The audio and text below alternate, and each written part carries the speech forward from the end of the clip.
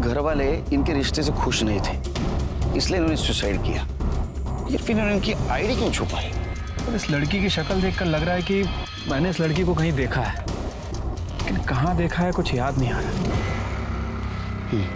सिर्फ बॉडी को पोस्टमार्टम के लिए भेज दो और फिंगरप्रिंट एनालिसिस के पास बोतल भेज देना और फॉरेंसिक टीम से पता करो उसमें कौन सा लिक्विड था, क्योंकि जब तक वो रिपोर्ट नहीं आएगी ये बताना बहुत मुश्किल है ये सुसाइड है या रेप।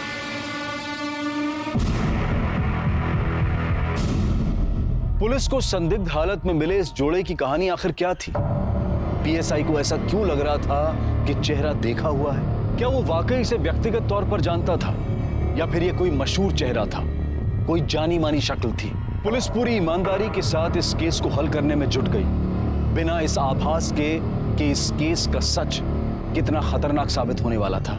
समंदर किनारे मुर्दा पाए गए इस जोड़े की शिनाख्त फिलहाल पुलिस नहीं कर पाई है। हालांकि शुरुआती जांच के बाद ऐसा लगता है कि मामला खुदकुशी का है, लेकिन खुद क्राइम सीन ये सवाल खड़े कर रहा है कि क्या वाकई ये खुदकुशी है, क्योंकि खुदकुशी करने वाला शख्स अमूमन अपनी शिनाख्त नहीं छुपाता, बल्कि मरने से पहले वो मरने की वजह लिख कर मरता है। तो क्या इस लड़का और लड़की की मोबाइल, पर्स और आईडी कार्ड कोई चोर ले उड़ा? क्या ये मामला खुदकुशी का है या फिर सोची समझी हत्या है? सर, डीएनए की प्राइमरी रिपोर्ट से पता चला है कि लड़की की बॉडी में जो सीमेन मिला था उस लड़के का ही है। उसके बाद दोनों के बीच फिजिकल रिलेशन बना और दोनों ने जहर खा लिया। इसका मतलब हमारा अंदाज सही निकला, सुसाइड केस है।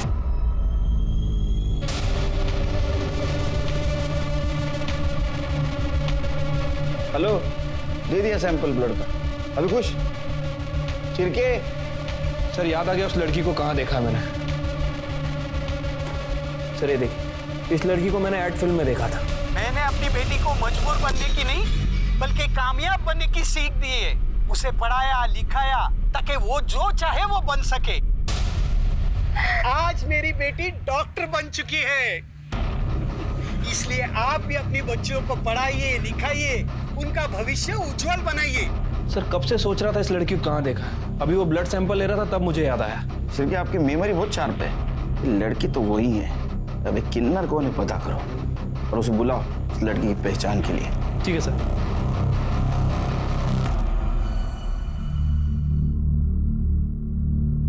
आइए।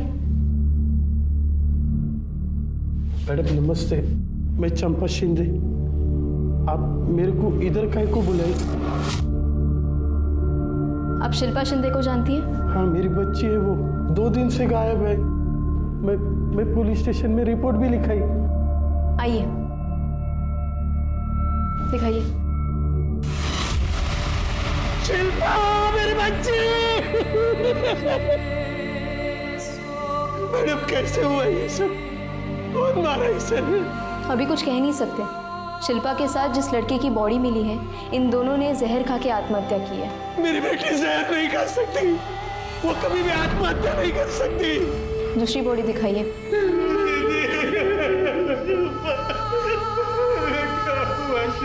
दीदी, अजीत, अजीत, अजीत, मेरा बच्चा।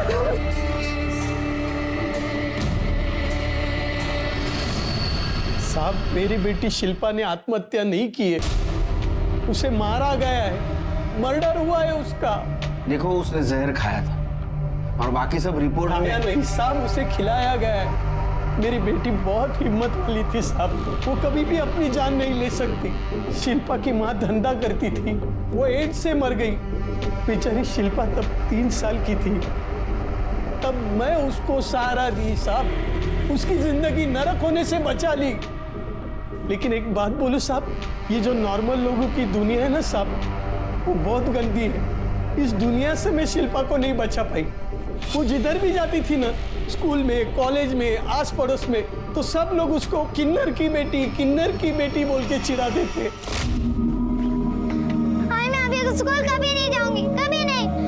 स्कूल नहीं जाएगी? घर में चुप के बैठेगी? क्यों? कुछ गलत की क्या तू? नहीं ना? तो डरना नहीं। चंपा शिंदे की बच्ची है तू, खड़ी होकर दुनिया से लड़ना सीख, वरना ये दुनिया तुझे जीने नहीं देगी। अब रोना बंद कर मेरी अच्छी बच्ची। धीरे धीरे उसमें हिम्मत आती गई। जब भी शिल्पा कॉलेज जाती थी ना सब, तभी उसको यही सब सुनना पड़ता था। लेकिन अब वो लड़ना और पलट के जवाब देना सीख गई थी। अच्छा शिल्पा, तेरी तो वो बात सच हो गई यार कि मेरी माँ भी एक है, मेरा बाप भी एक है। हो गया तुम लोगों का। लेकिन एक बात बता दूं, मुझे मेरे पेरेंट्स पे बहुत गर्व है। बताऊं क्यों? क्योंकि उसने मुझे तमीज सिखाई, इंसान को इंसान समझना सिखाया, दूसरों की इज्जत करना सिखाया। वो सब सिखाया जो तुम दोनों के माँ बाप भी तुमको नहीं सिखा पाए। तो अपने घटिया बिहेवियर से यहाँ पर इतनी देर से नमूना पेश कर रहा है। उठ, अरे उठना। और एक दिन उसे उसके सपनों का राजकुमार मिल गया, उसी के कॉलेज में, अजीत देशमुख।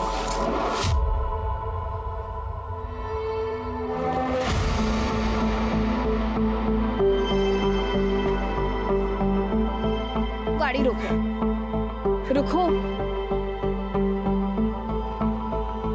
यही चाहते थे ना तुम? हाँ,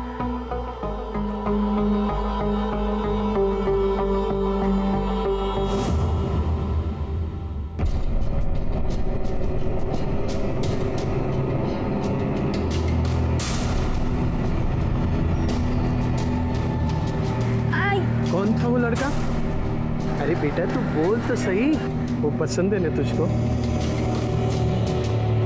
अजीत अब हम लोगों के घर आने जाने लगा था। चलो बेटा शुरू करो। बेटा पहले भिंडी खाओ, मैंने अपने हाथों से बनाई है। भिंडी नहीं, भेंडी बनाती है तू। बेटा तुम कढ़ी खाओ। अरे नहीं नहीं मैंने ले बेटा खाओ। अरे तुम दोनों उसे खाने भी दोगी या झगड़ा ही करती रहोगी? बेटा तुम खाओ।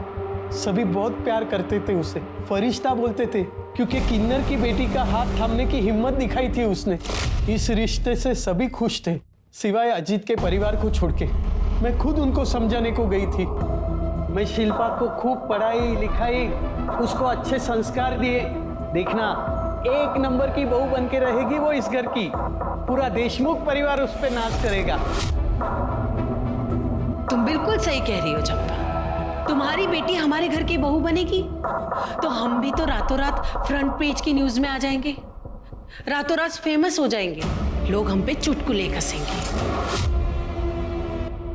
और जब उनके बच्चे होंगे ना तो तुम ताली पीटने और नाचने गाने आ जाना। सच में बहुत गर्व होना चाहिए हमें ऐसी बहू पर। देखिए, मैं तो भले की बात कर रही थी, बाकी आप लोग जो सही समझे वही कीजिए। लेकिन बच्चों ने शादी करने का फैसला कर लिया है, अब उन्हें कोई नहीं रोक सकता, न आप न मैं। साफ पक्का तो नहीं कह सकती कि ये सब देशमुख परिवार ने किया है। हाँ, लेकिन इतना पक्का कह सकती हूँ कि अजीत और शिल्पा ने आत्महत्या नहीं की। उन दोनों को मारा गया है साहब। उन दोनों के कातिलों को पकड़िए साहब, उसमें मेहरबानी करिए साहब, उन दोनों के कातिलों को पकड़िए। संभालिए अपने आप को, जो सच होगा वो जल्द सामने आ जाएगा। शिल्के, चलो अजीत के इज्जतदार परिवार से मिलके आते हैं, देखते हैं उनका क्या कहना है। इसमें कहना क्या है इंस्पेक्टर साहब? आप ही बताइए, कौन एक किन्नर की बेटी को अपने घर की बहू बनाना चाहेगा? हमने अजीत को बहुत समझाने की कोशिश की, लेकिन वो सुनने को तैयार ही नहीं था। कि अजीत की दी हुई शय थी कि एक किन्नर की इतनी हिम्मत हुई क्या वो हमारे घर आके हमें समझा रहा था। तो उस किन्नर की हिम्मत हुई आपके घर आने की, लेकिन आप लोगों में बिल्कुल श्रद्धा नहीं कि अपने खोए हुए बेटे की मिसिंग कंप्लेंट करे पुलिस में जाके। सर, अजीत अक्सर शिल्पा के घर जाया करता था, तो कई दिन वही रहा करता था, तो हमें लगा कि वो वही होगा। चलो मान लो, आप लोगों को पता नहीं था कि वो मर चुका है, लेकिन हमने खुद आपको बोला कि वो मर गया। हम यहाँ खुद ही आपको बताने के लिए आए, फिर भी आप उसके आइडेंटिफिकेशन के लिए आने के लिए तैयार नहीं हो। मेरे पति की तबीयत ठीक नहीं रहती है, इसीलिए मैं अभी केशव को भेजती हूँ। केशव, मैं कैसे जा सकता हूँ? मुझे तो बिजनेस मीटिंग है। केशव। इंस्पेक्टर साहब, अब चलिए, मैं आता हूँ थोड़ी देर।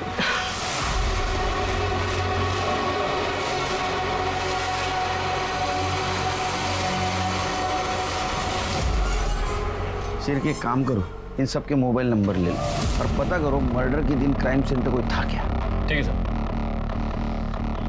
जिसने हिंदुस्तान की हजारों लाखों माओं को एक सीख दी कि बेटी को बोझ नहीं मानते, उसे पढ़ाना लिखाना चाहिए, लेकिन वो आज खुद टूटकर पूरी तरह बिखर चुकी है। उसकी बेटी शिल्पा की संदिग्ध मौत ने उसे पूरी तरह झकझोर दिया है। सर, सर चंपा का ये कहना है कि शिल्पा और अजीत ने आत्महत्या नहीं की बल्कि उसका मर्डर हुआ है। इस बारे में आप क्या कहना चाहते हैं? कुछ बता नहीं सकते, तहकीकात जारी है। Sir one more question sir. क्या चल रहा है? हाँ? हमें हमारा काम ही करने दो, आप जाइए घर पे। साहब मैं नहीं बुलाई ये लोग को, हम लोग तो घर पे ही जा रहे थे, ये लोग कहाँ से आ गए पता नहीं हमको। आई घर चलना, तब से शिल्पा गायब हुई है तब से तूने कुछ खाया भी नहीं। ये कौन है? ये सूरज है, मेरी चाय का बाकड़ा संभालता है, मेरा बच्चा है वो। लेके जाओ इनको घर पे। जाओ तुम लोग भी जाओ, कुछ रहेगा तो बताएंगे हम। जाओ। सर अजीत के पिता यशवंत देशमुख आए थे, उन्होंने ये बात कंफर्म की है कि शिल्पा के डेड बॉडी के साथ जिस लड़के की डेड बॉडी मिली है वो अजीत देशमुख की है। इतना अजीब परिवार मैंने आज तक नहीं देखा सर। जवान बेटे की मौत हो गई लेकिन परिवार के किसी भी सदस्य के चेहरे पर सिकन तक नहीं आई सर, यहाँ तक कि अपने बेटे की बॉडी तक देखने नहीं आए। अरे वो किन्नर के बेटी के साथ शादी करने वाला था ना, हो सकता है इस वजह से पूरा परिवार उससे नाराज हो। सर अजीत और शिल्पा की मर्डर की वजह भी हो सकती है ये। हाँ लेकिन मर्डर हुआ तो हाँ, अभी तक तो सुसाइड लग रहा है। वो अजीत के कॉल रिकॉर्ड्स में कुछ मिला? सर वैसे तो कुछ खास नहीं मिला है, हालांकि उन दोनों के फ़ोन तभी स्विच ऑफ हुए थे जब उन दोनों का मर्डर हुआ। फ़ोन रिकॉर्ड को मैंने अच्छे से चेक किया है, कुछ सस्पिशियस नहीं मिला है। वो दोनों एक दूसरे से ही बात करते थे। और फिंगरप्रिंट और फॉरेंसिक रिपोर्ट का क्या हुआ? सर फिलहाल ये दोनों रिपोर्ट नहीं आई है। शिल्पा बहुत सही लड़की थी मैडम, उसका किसी के साथ कोई पंगा नहीं था, हमेशा खुश रहती थी और लोगों को भी हमेशा खुशी रखती थी। और तू, तेरे साथ कैसी थी? मैडम आप चाय पियेंगे? विलास 2 चाय। उसकी कोई ज़रूरत नहीं है, पहले बता तेरे साथ कैसी थी? मेरे साथ भी अच्छी थी मैडम, सब बात बोलती थी मेरे को। उसे फ़ोटो खिंचाने का बहुत शौक था, हमेशा मेरे को फ़ोटो निकालने के लिए बोलती थी। ये देखो ना मैडम उसकी फ़ोटो, ये जब उसने पहली बार साड़ी पहनी।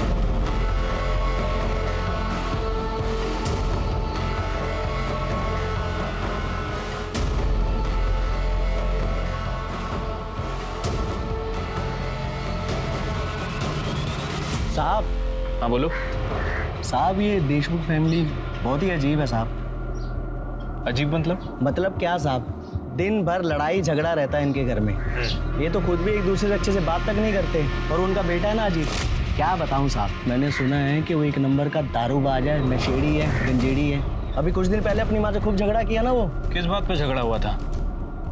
साहब उसको लगता था कि उसकी माँ का ना वो कोई वैद है, उसके साथ लफड़ा चालू। मैंने बताया ना आपको साहब, बहुत अजीब फैमिली। अरे उनके घर में कोई बीमार पड़ता है ना तो डॉक्टर थोड़ी ना आता है, वो वैद्य ही है सत्यानंद, वही सबकी बीमारी का इलाज करता है। हाँ अभी थोड़े दिन पहले मैं इस्त्री करे हुए कपड़े लेके गया था मालकिन को देने के लिए, तो दरवाज़ा खुला था साहब, तब मैं अंदर देखा दोनों माँ बेटे में वैद्य को लेके खूब घुमा चालू था।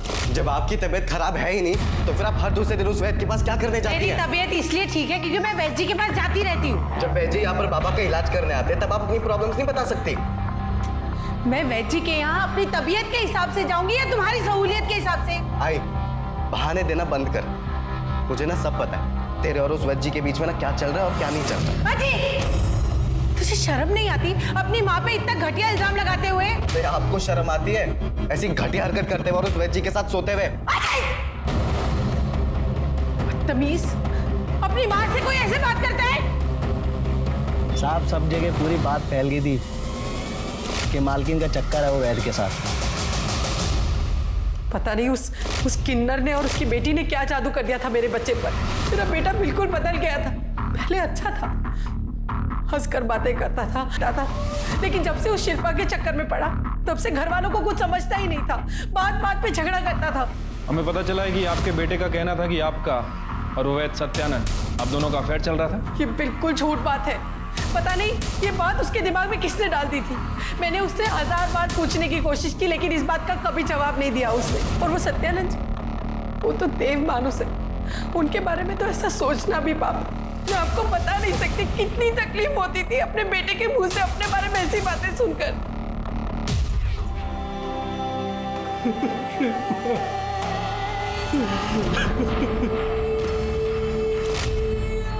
आई काकी, बिना मेकअप के भी तो बाहर जाया जा सकता है ना, पर आप लोग ये वाली बात कहाँ समझोगे? ए पोरी, ये क्या तू आप लोग लगा रखी है? अरे आई सॉरी, मेरा मतलब है कि हम लोग, पर हम लोगों में भी तो तुम सबको ऐसे बाहर जाने के लिए सुंदर बनना पड़ता है, ऐसे भर भर के मेकअप लगाना पड़ता है और ऐसे कपड़े पहनने पड़ते हैं। अब मुझे क्या जरूरत है मेकअप की, मैं तो ऐसी सुंदर हूँ। वैसे भी मन सुंदर होना चाहिए, तन कम भी सुंदर हो तो चलता है। देखो तो दीदी क्या क्या बोल रही है, कितना भाव खा रही है। अरे भाव तो खाएगी। हमारी शिल्पा कौन सी हीरोइन से कम सुंदर है? ये है मेरी सबसे अच्छी काकी। ऐसे ही खुश रहो। खा ले जितना भाव खाना है खा ले। जब 2-3 बच्चे पैदा कर लेगी ना तो मोटी हो जाएगी, तब पूछूंगी तेरे से मैं। बच्चे? मैं कोई बच्चे पैदा नहीं करने वाली। अरे मैं क्यों अपना फिकर खराब करूं? मैं जा रही, आप लोग नहीं समझोगे।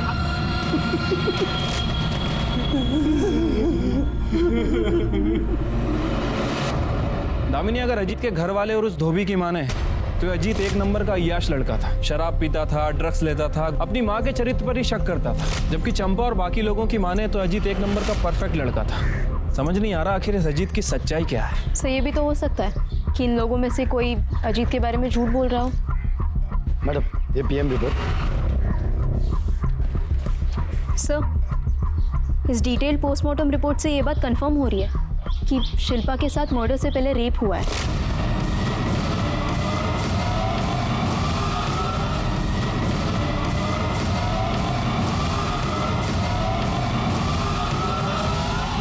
क्योंकि कॉन्डम के लुब्रिकेंट उसके प्राइवेट पार्ट्स में मिले। मतलब अजीत ने शिल्पा के साथ 2 बार सेक्स किया, एक बार कॉन्डम के साथ और दूसरी बार बिना कॉन्डम के। क्योंकि पहली पीएम रिपोर्ट में शिल्पा की बॉडी में जो सीमेन मिला था वो अजीत के डीएनए से मैच करता है। या फिर अजीत के अलावा कोई ऐसा है जिसने शिल्पा के साथ रेप किया, वो भी कॉन्डम यूज करके। फिंगरप्रिंट रिपोर्ट दिखाना। ऐसा कैसे हो सकता है? बॉटल पर किसी के भी फिंगरप्रिंट नहीं, मतलब बॉटल से फिंगरप्रिंट हटाए गए। और ऐसा तभी हो सकता है जब उन्होंने जहर पिया ना, बल्कि उन्हें जबरदस्ती पिला दिया गया हो।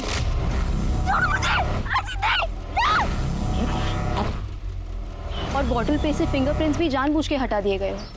इसका मतलब दामिनी ये सुसाइड केस नहीं है, बल्कि मर्डर केस है, डबल मर्डर केस।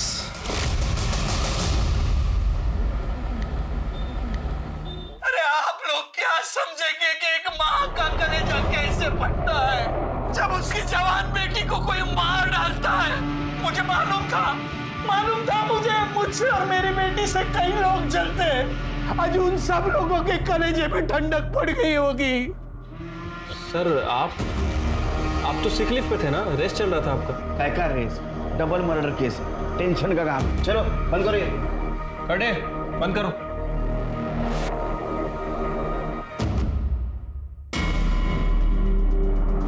मर्डरर ने सबसे बड़ी गलती ये की कि जबरदस्ती जहर पिलाने के बाद बोतल से अपने उंगलियों के निशान मिटा दिए। क्या ऐसा तो नहीं कि 21 फरवरी को अजीत और शिल्पा दोनों 8 से 9 के बीच मिले, उनमें फिजिकल रिलेशन डेवलप हुआ और उस वक्त वहां कोई आया, या तो पहले से वहां कोई मौजूद था, या तो प्लानिंग से, या तो रैंडमली।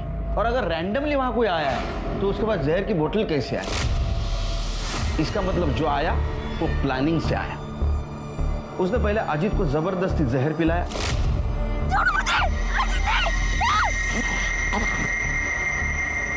अजीत के ऊपर जहर का असर होने के बाद वो शिल्पा के पास आया।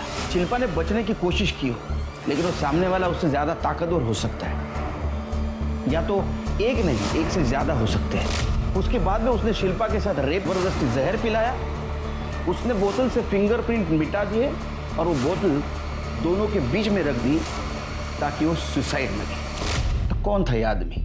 और अजीत के बारे में हमारे पास दोनों तरफ की इंफॉर्मेशन क्यों आ रही? झूठ कौन बोल रहा है और किस लिए? क्या ऐसा तो नहीं कि इस बात का इस मर्डर से कोई कनेक्शन हो? सर यही बात तो हम दोनों के भी समझ में नहीं आ रही कि एक ही आदमी की 2 छवि, एक ब्लैक और एक व्हाइट। या फिर ऐसा भी हो सकता है कि चंपा ने यह मर्डर किया, लेकिन अभी हमें दिखाने की कोशिश कर रही है अजीत बहुत अच्छा था, उसे हमें पसंद करती थी।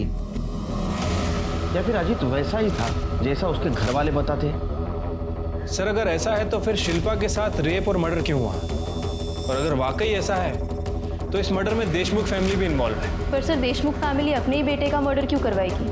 वो सिर्फ शिल्पा का मर्डर करके छोड़ सकते थे। जरूरी नहीं दामिनी, क्योंकि सुहासिनी और बाकी लोगों के बयान के मुताबिक अजीत से वो सब परेशान थे। ऐसा भी तो हो सकता है कि दोनों कांटे एक साथ निकाले हो, या ऐसा भी हो सकता है कि एक तरफा प्यार का मामला हो सकता है सर। चंपा का मुंह बोला बेटा सूरज। मैंने उससे पूछताछ की थी। जिस तरह से वो शिल्पा के बारे में बात कर रहा था, उसके फोन में अपनी फोटोज नहीं शिल्पा की फोटोज थी। उसके बात करने के तरीके से तो यही लग रहा था कि उसे शिल्पा पसंद थी। तो तुम्हारा कहना ऐसा है कि वो साइलेंट लवर सूरज, उसके पास मर्डर का मोटिव था? Yes sir. हो सकता है शिल्पा से बदला लेने के लिए उसने उसका रेप किया। उसके बारे में इंफॉर्मेशन निकालो, आगे पीछे कौन है जरा पता करो, और मर्डर के दिन वो कहाँ था ये भी पता करो। Yes sir. दामिनी 4 चम्मच शक्कर वाली चाय बोलना। अरे सर आपका शुगर वैसे ही थी। के चुप बैठ, मुझे कुछ नहीं हुआ। जब तक मैं शक्कर वाली चाय पीता नहीं मेरा दिमाग नहीं चलता है, समझा ना? 4 चम्मच शक्कर वाली चाय।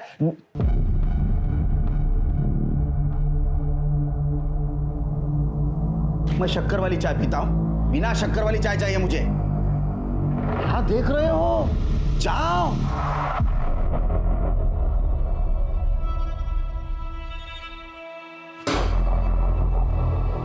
करेले का जूस तुम्हारे लिए, और शिरके ये आज ही खत्म होना चाहिए। ओ वही सर दूं? सर, अजीत देशमुख के पिता यशवंत देशमुख आपसे मिलने आए। बोला सर, मैंने उनको बोला पर वो बाहर ही बैठ गए। शायद उनकी तबीयत ठीक नहीं है।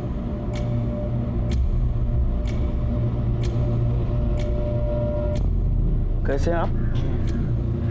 इंस्पेक्टर साहब, मैं पूछने आया हूँ मेरे अजीत को किसने मारा? हम पता लगाने की कोशिश कर रहे हैं, जल्दी पता चल जाएगा। जल्दी पता लगाइए। मैं जानना चाहता हूँ मेरे इतने शरीफ बेटे को किसने मारा और क्यों? शरीफ, आप लोगों का तो कहना था कि वो अय्याश था। उसे कोई बुरी आदत नहीं थी, ईमानदार था, नेक था, सबकी इज्जत, सबकी इज्जत। हॉस्पिटल चल संभालो। मेरी बेटी का कातिल चैन से नहीं जी पाएगा, नहीं जी पाएगा वो शिल्पा। एकदम हीरोइन लग रही है तो किसी की नजर न लगे मेरे बेटी को। सही कहा आपने। शिल्पा के पास फेस के साथ साथ एक्टिंग का टैलेंट भी है। अगर ये चाहे तो इंडस्ट्री पर राज कर सकती है। अरे नहीं रे बाबा नहीं, हम लोग को जाने का ही नहीं उधर। सब भेड़िए है तुम लोग के धंधे में, मेरे को सब मालूम है। आज मेरी बेटी डॉक्टर बन चुकी है, इसलिए आप भी अपनी बच्चियों को पढ़ाइए, लिखाइए, उनका भविष्य उज्जवल बनाइए। जब उनका भविष्य उज्जवल बनेगा तो वो आगे बढ़ेगी और साथ साथ हमारा देश भी आगे बढ़ेगा।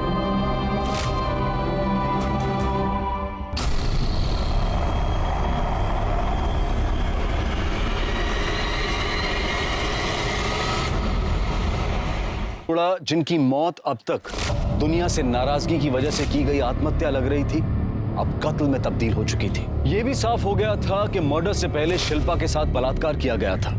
पुलिस के पास सस्पेक्ट तो कई थे, लेकिन सबूत किसी के भी खिलाफ नहीं था। मीडिया भी इस पर अपनी नजर बनाए हुए था, और तभी यशवंत को हॉस्पिटल भेजने से पुलिस को एक उम्मीद मिली। यशवंत की ब्लड रिपोर्ट में एक ऐसा सच सामने आया जिससे यह पता चला कि उसे किसी ऐसी जड़ी बूटी का सेवन करवाया जा रहा था जो धीमे जहर की तरह काम कर रही थी, जिसकी वजह से वो कमजोर था, बीमार था और मौत की तरफ बढ़ रहा था। इस जड़ी बूटी की इतनी गहरी जानकारी सिर्फ एक इंसान को हो सकती थी, और वो था देशमुख परिवार का वैद्य सत्यानंद। बताओ वैद्य बुआ, बताओ। सर, वो दवा के नाम पे जो जड़ी बूटी मैं यशवंत को देता हूँ वो धीरे धीरे जहर का काम करती है, और उसी की वजह से यशवंत बीमार रहता है। पर लेकिन ऐसी जड़ी बूटी क्यों देता था उसको? सर वो मैं अरे मैं क्या बोल। देख, पढ़े लिखे इंसान पे मैं हाथ नहीं उठा था, लेकिन ये शिरके, ये किसी के ऊपर भी हाथ उठा सकता है, और उसने हाथ उठाया ना तो कितना भी जख्म होने दे कोई मरहम काम नहीं आएगा। बोलेगा शिरके, तू बोल। नहीं सर, सब बताता हूँ मैं। बोल। मेरा और सुहासिनी का अफेयर चल रहा है। तो हमने तय कर लिया कि हम यशवंत को कमजोर बना देंगे, धीरे धीरे जहर देकर मार देंगे, ताकि हमारा रिश्ता बना रहे और हमारे ऊपर कोई शक ना करे। अरे का म्हातार चढ़ लागला कि तुला? मतलब ये अफवाह नहीं थी, ये सच था कि तुम्हारा अफेयर चल रहा है और ये बात अजीत को पता चली। सर, एक दिन मैं और सुहासिनी घर पे थे और घर में कोई नहीं था, तो आई वो मेरा बैग।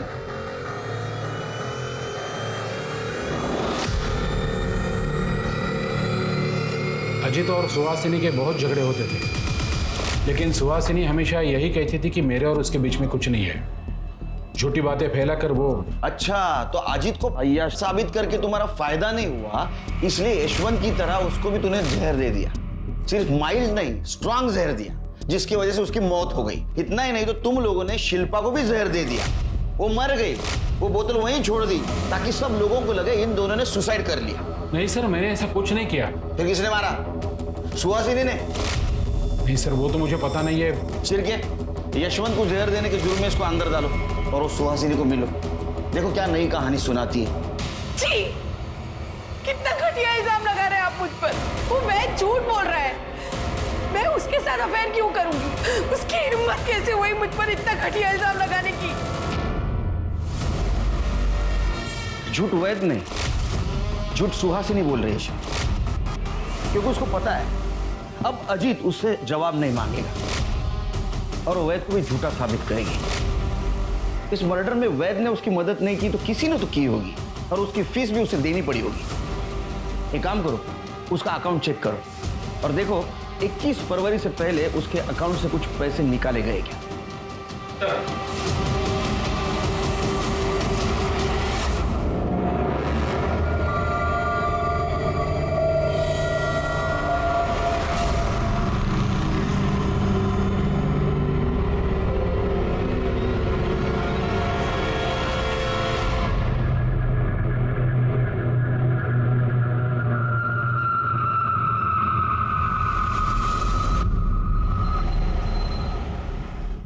सर, सुहासिनी ने अकाउंट से पैसे निकाले नहीं है, बल्कि 20 फरवरी को 1 लाख रुपए ट्रांसफर किए।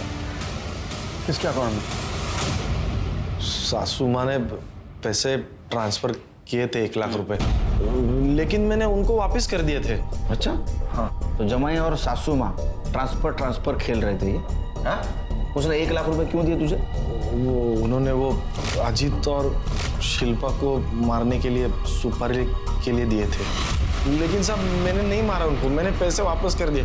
आप चाहे तो मेरा मोबाइल लोकेशन कहाँ गया था, किसको मिला था, सब चेक कर सकते हैं। मैंने कुछ नहीं किया साहब, मैंने किसी को नहीं मारा। झूठ बोल रहा है तो तूने और तेरे सासू ने, सुहासिनी ने मिलकर ही मारा उन दोनों को? नहीं साहब, मैंने सही में पैसे वापस कर दिए, मैंने किसी को नहीं मारा साहब, मैंने कुछ नहीं किया। चलो मान लेते तुम सच बोल रहे हो। केशव क्यों झूठ बोल रहा है? क्योंकि वो एक नंबर का कमीना और कामचोर है, घर जवाई बनकर बैठा है।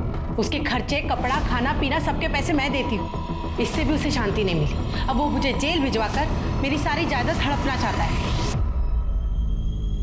सर, जिस रात शिल्पा और अजीत का मर्डर हुआ था, उस रात मोबाइल लोकेशन के हिसाब से सूरज अपने घर पे ही था। और केशव बर्फ? सर, उसके कॉल लोकेशंस और मोबाइल रिकॉर्ड से कुछ खास पता नहीं चला। चलिए काम करो, बीच पर जहाँ शिल्पा और अजीत की बॉडी मिली, पता करो उस दिन शाम से लेकर देर रात तक किसके किसके मोबाइल नंबर वहाँ एक्टिव थे और उन नंबर का इन दोनों के साथ कुछ कनेक्शन था क्या? सर, ये बोतल में मिले जहर की फॉरेंसिक रिपोर्ट। अजीत और शिल्पा को जहर दिया गया था और वो जहर धतूरे से बनाया गया था। अजीत और शिल्पा को जहर दिया गया था और वो जहर धतूरे से बनाया गया था। धतूरे से जहर बनाया जा सकता है और धतूरा मिलना आम बात है।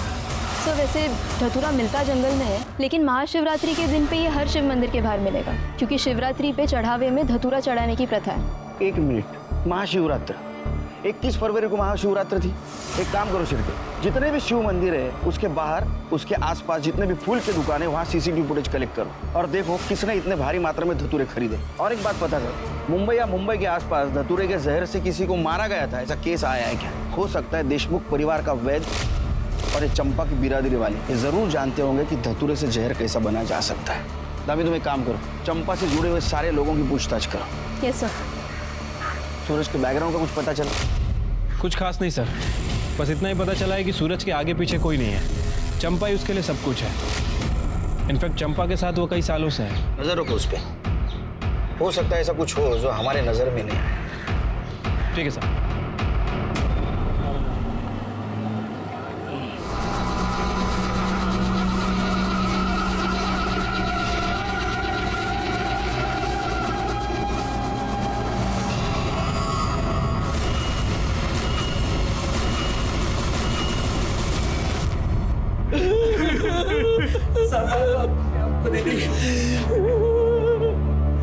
मार डाला, मेरे दोनों बच्चों को मार डाला। एक माँ की चीख पुकार है जिसने अपने 2 बच्चे एक के बाद एक खो दिए। अगर पुलिस शिल्पा और अजीत के कातिल को ढूंढ निकालती तो क्या आज सूरज जिंदा होता? क्या सूरज की हत्या को भी इसी कड़ी की साजिश माने? कैसे पुलिस की लापरवाही समझे? आखिर पुलिस कर क्या रही है? ये एक माँ की चीख पुकार है जिसने एक एक कर अपने दोनों बच्चों को खो दिया। पुलिस अगर शिल्पा और अजीत के कातिल को ढूंढ निकालती तो क्या पता सूरज जिंदा होता। क्या सूरज की मौत इस कड़ी का कोई हिस्सा है, या फिर सूरज शिल्पा और अजीत के कातिल को जान चुका था और इसीलिए उसकी जान चली गई? पुलिस की नजर में सूरज इस मर्डर में सस्पेक्ट था, फिर उसकी मौत पुलिस की कार्रवाई पर भी सवाल या निशान लगाती है कि आखिर पुलिस कर क्या रही है। पुलिस ये सोचकर हैरान थी कि क्या चंपा की बिरादरी में भी कोई ऐसा था जो इस रिश्ते के खिलाफ था। इस जानकारी को हासिल करने के लिए पुलिस ने खबरियों का जाल बिछाया और जो खबर सामने आई वो हैरान कर देने वाली थी। ठीक से बैठो।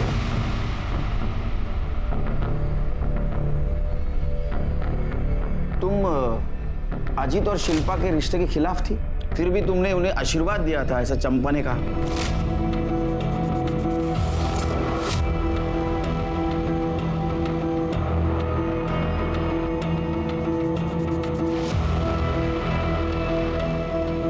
इसे हमारा आशीर्वाद समझ के पी जाओ। हमारी दुआओं से तुम फर्श से अर्श तक पहुंच जाओगे, जीवन में बहुत तरक्की करोगे, बहुत बड़ा नाम होगा तुम्हारा और हमारी बिरादरी तुम्हारे साथ होगी। लो पी लो।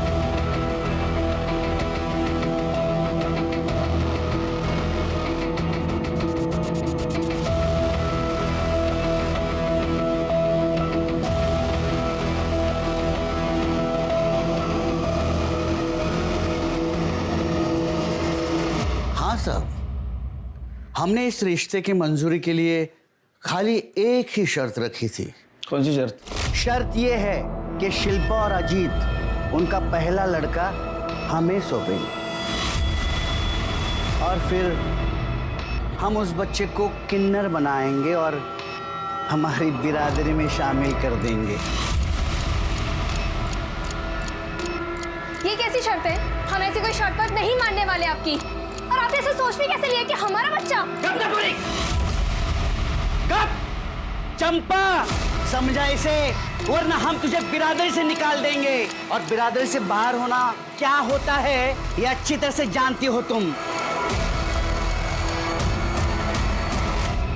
हाँ साहब, राजा रानी ने शर्त रखी थी, लेकिन ये बात मैं आपको कैसे बताती, क्योंकि ये हमारे बिरादरी की बात थी ना, और मैं बिरादरी से अलग थोड़ी हूँ।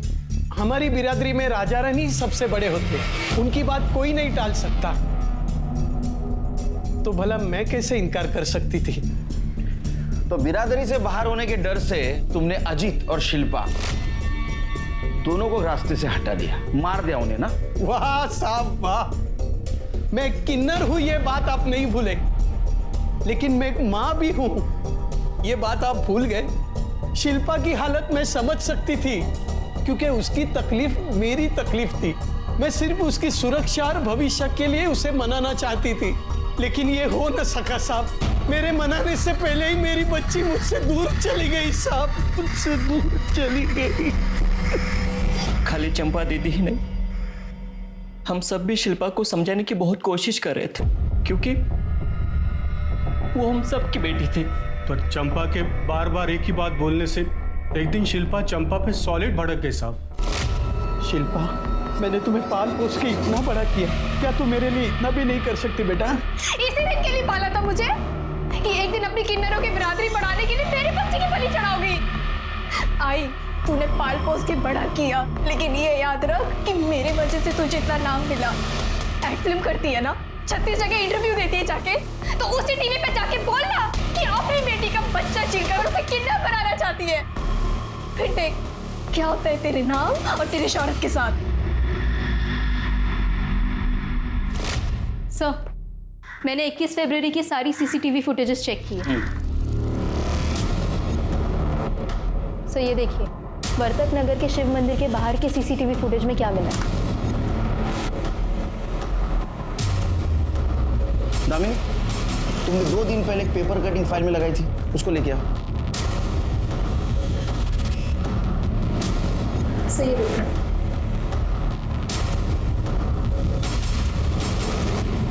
शिरके, देखो लग तो यही रहा है ना। हाँ सर, दिख तो यही रहा है, बट सिर्फ फुटेज के बेस पे साबित कैसे करेंगे? 21 फरवरी का इसका मोबाइल लोकेशन निकालो। फिंगरप्रिंट मिटाने के गलती के साथ साथ इसने और एक गलती की होगी, मोबाइल साथ में लेके जाने की। सर, पिछले साल चेंबूर में धतूरी की जहर की वजह से एक की मौत हुई थी, उस केस की एफआईआर।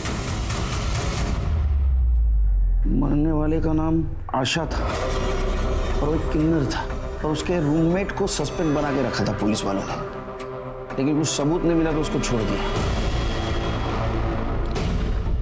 मरने वाले के रूममेट का नाम देख रहे हो, बुलाओ उसे, उसका धतूरा हम बनाएंगे।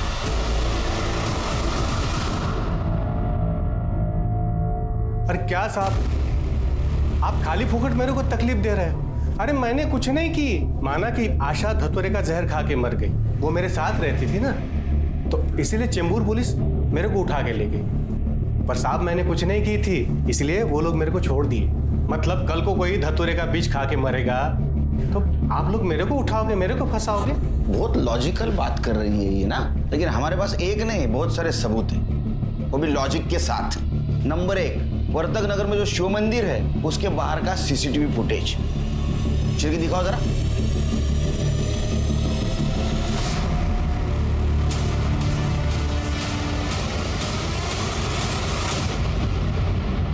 नंबर 2, जिस दिन शिल्पा और अजित का मर्डर हुआ उस दिन की तेरी मोबाइल लोकेशन वहीं की है। अब बोलेगा? कर दे चल। 4 नंबर तो बांबू गया। साहब मैं सब सच बताती, मेरे को मालूम था शिल्पा और अजीत गुपचुप किधर मिलते हैं। मैं गई उधर, मैंने मदद ली और दोनों को मार दिया। किसकी मदद ली?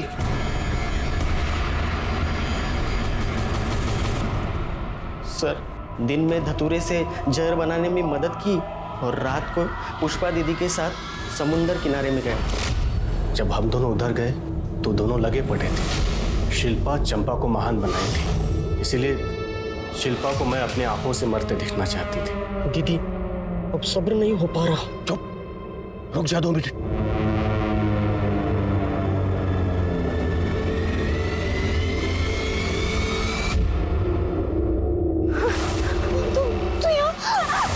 शिल्पा चुप, आवाज नहीं।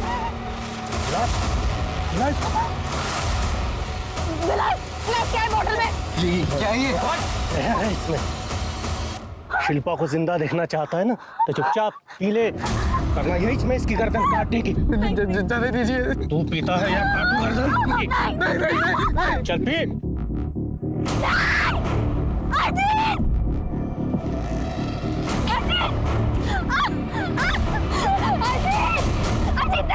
अजीत!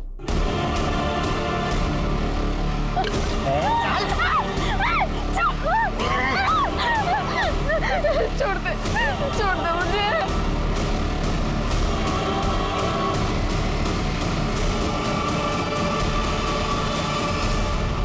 सुनो, हाँ, इन दोनों को आसपास लिटाते हैं और लगना चाहिए कि दोनों ने जहर पी के आत्महत्या की। मेरे को चंपा से बहुत जलन होती थी। धंधे वाली का बच्चा क्या पाल लिया उसने, सारी मीडिया उसके पीछे हो गई। मैं सोचती थी अच्छा अब तूने बच्ची पाली है ना तो लगन करके दिखा, पर शिल्पा को अजीत जैसा भला मानुस हो गया। राजा रानी आशीर्वाद दे दिए। मुझे बहुत तकलीफ होती थी ये सब देख के। सूरज को क्यों मारा?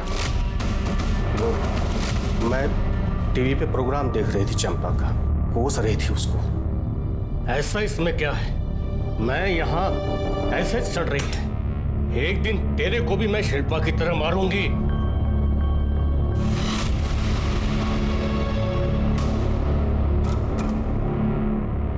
तू मारी ना मेरी शिल्पा को, तुझे छोड़ूंगा नहीं मैं, जान से मार दूंगा तुझे, जान से मार दूंगा मैं तुझे।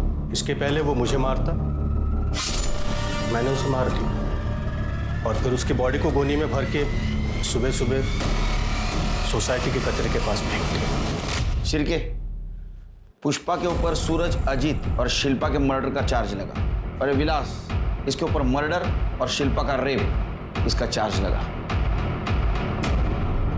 चंपा ने एक किन्नर होने के बावजूद जिंदगी जीने का अपना एक अलग तरीका बनाया। नाच गाकर नहीं, बल्कि मेहनत से रोजी रोटी कमाई। एक अनाथ लड़की को माँ का प्यार दिया। चंपा और शिल्पा ने अपनी पहचान बनाने के लिए दुनिया से लड़ाई लड़ी। इस लड़ाई ने उन्हें शोहरत और नाम दोनों बख्शा, यहाँ तक कि लोगों को सोचने पर मजबूर कर दिया एक समुदाय की परेशानी के बारे में। मगर यही शोहरत उनकी दुश्मन बन बैठी। उसकी अपनी साथी पुष्पा ने उनकी जिंदगी उजाड़ दी। अगर नफरत को पालने की बजाय प्यार को जगह दें तो इंसानियत भी बची रहेगी और इंसान भी। अब मैं अनूप सोनी आपसे विदा लेता हूं। फिर मुलाकात होगी क्राइम पेट्रोल सतर्क में एक और नए केस के साथ और उस पर हमारे एक्सपर्ट के विश्लेषण के साथ। तब तक अपना और अपने परिवार का ख्याल रखें और याद रखें, क्राइम और आपके बीच में सिर्फ इतना फर्क है कि आप कितने सतर्क हैं।